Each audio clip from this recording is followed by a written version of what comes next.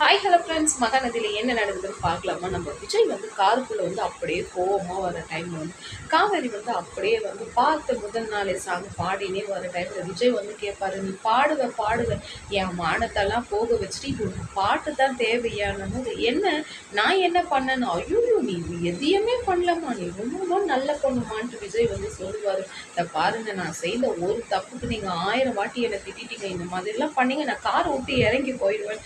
நம்ம காவேரிக்கின்ற அந்த இல்லை ரவுடி பேபியோட மூமெண்ட் எல்லாம் காமிக்கணும். நம்ம விஜயில் எங்கன்னா ஊந்துக்கு என் கார் உடச்சி என்னை அதிகம் வேற செலவு வைக்காத, உன்னை நான் கட்டிக்கின பாவத்துக்கு என்னென்ன பரிகாரம் செய்கிறோன்னா, பாஸ் சும்மா வெயிட் பண்ணுங்க, இன்னும் ஒரு 7 மாதம் தான், உங்களை விட்டு நான் ஓடி போயிடுவேன்னு விஜயோட முகமே மாறி போகுதுங்க.